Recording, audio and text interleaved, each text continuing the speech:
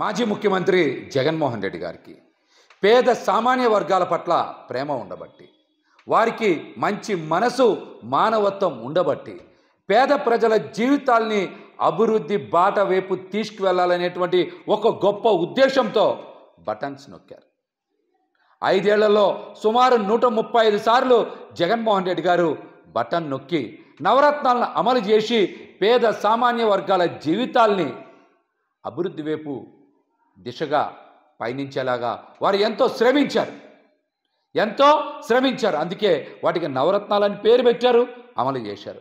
కానీ ఈ రోజున ఒక్కసారి బటన్ నొక్కడానికే కూటమి నాయకులకి చాలా ఇబ్బందిగా ఉంది. అందుకనే సూపర్ 6 పేద ప్రజల జీవితాలు పీకలు నొక్కడానికే అబద్ధపు హామీలు ఇచ్చారు, మోసపూరిత ప్రకటనలు చేశారు. ఈరోజు అధికారంలోకి వచ్చి 50 రోజులు అవుతున్నా ఒక్కటంటే ఒక్క పథకానికి కూడా నియమ నిబంధనలు పెట్టలేకపోయారంటే వారి పాలనలో దొలతనం మనందరం కూడా అర్థం చేసుకోవాలి. మరి ఎన్ని ఇబ్బందులున్నా, ఎన్ని కష్టాలున్నా జగన్మోహన్ రెడ్డి గారు బటన్ నొక్కారు. ఆ బటన్ నొక్కడం మీద చాలామంది అవహేళనగా మాట్లాడారు. కానీ ఈ రోజున ఒక్కసారి బటన్ నొక్కడం ఎంత కష్టమో పాలనలో ఉన్నటువంటి చంద్రబాబు గారికి, పవన్ కళ్యాణ్ గారికి, పురంధరేశ్వర్ గారికి అర్థమైంది. అట్లాంటిది 135 సార్లు జగన్మోహన్ రెడ్డి గారు బటన్ నొక్కి పేద ప్రజల జీవితాల్లోకి, పేద ప్రజల ఖాతాల్లోకి డబ్బులు మళ్లించారంటే వారి సమర్థవంతమైనటువంటి పాలన గురించి ఈ రోజున రాష్ట్రం మొత్తం చర్చ జరగాలి. జగన్మోహన్ రెడ్డి గారు పాదయాత్ర చేసి ప్రజల కష్టాలను తెలుసుకొని పథకాలు అమలుకి నవరత్నాలని పేరు పెట్టి అద్భుతంగా అమలు చేశారు. వారు పాదయాత్ర చేసింది ప్రజల కష్టాలను తెలుసుకొని పథకాలు అమలు చేయడానికి.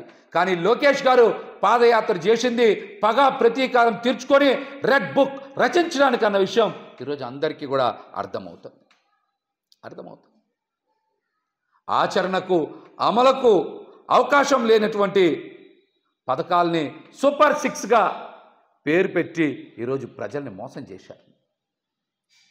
ప్రజల చెవిలో ఫ్లవర్ కాదు క్యాలీఫ్లవర్ పెట్టి అడ్డంగా మోసం చేసినటువంటి వ్యక్తులు చంద్రబాబు గారు, పవన్ కళ్యాణ్ గారు, పురంధరేశ్వర్ గారు అని కూడా ఈ సందర్భంగా తెలియజేస్తాను.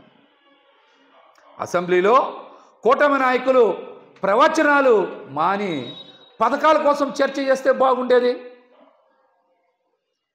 చంద్రబాబు గారు నిన్న మాట్లాడుతున్నారు, సూపర్ 6 చేస్తే భయం వేస్తుంది అని. మీరు భయపడద్దు. మీరు పవన్ కళ్యాణ్ గారు, పురంధరేశ్వర్ గారు పథకాలు ఎలా అమలు చేయాలి, వాటికి నిధులు ఎలా సేకరించాలని మీరు భయం చెందాల్సినటువంటి అవసరం లేదు.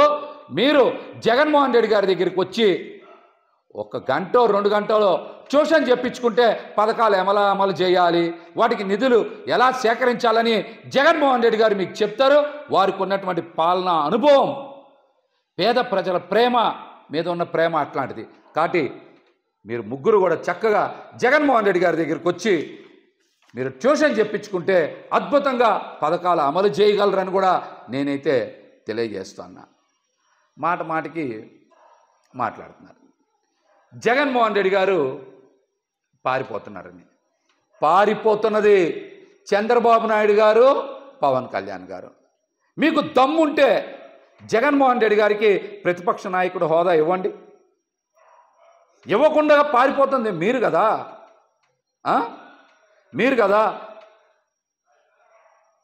మీరు అసెంబ్లీలో ఈ 5 రోజులు విడుదల చేసినటువంటి అన్ని శ్వేతపత్రాల మీద జగన్మోహన్ రెడ్డి గారు నిన్న అద్భుతంగా గణాంకాలతో సహా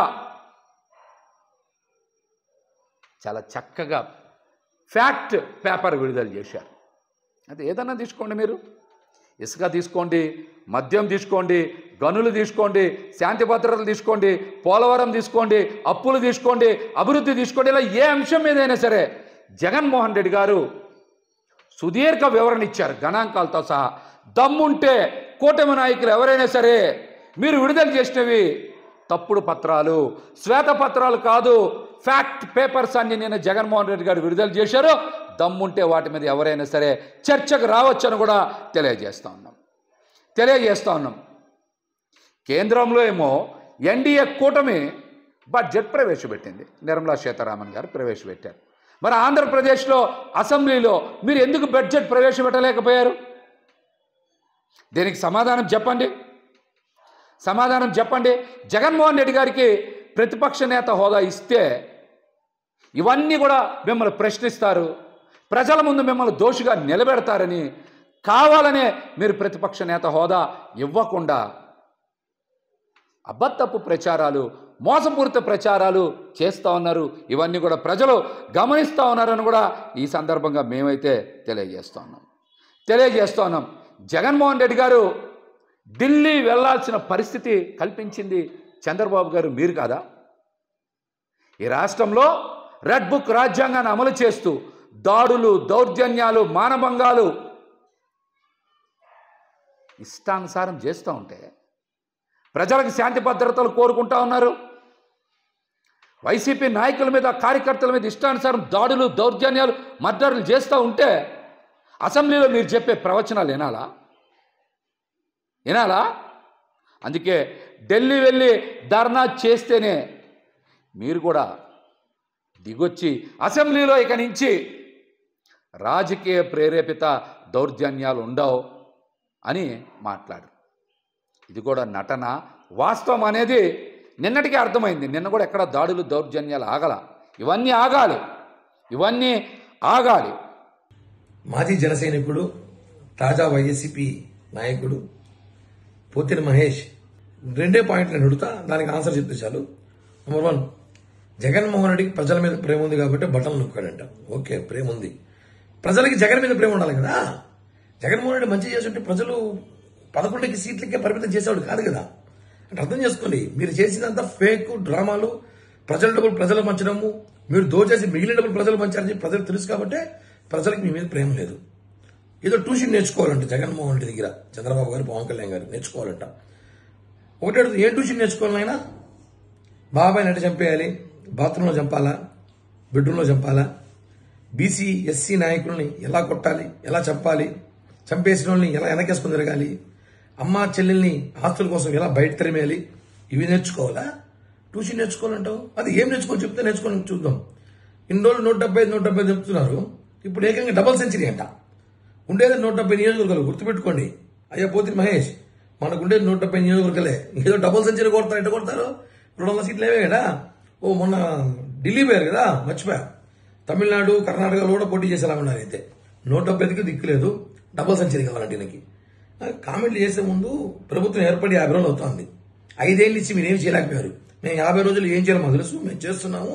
మీరు మమ్మల్ని విమర్శించే స్థాయి కాదు, పవన్ కళ్యాణ్ గారి గురించి మాట్లాడే స్థాయి అస్సలు ఇది కాదు. కాబట్టి ఒకసారి సోది మాట్లాడే ముందు ఈ 3 పాయింట్కి ఆన్సర్ చెప్పి మాట్లాడితే బాగుంటుందని చెప్పి కూడా తెలియజేస్తున్నాం.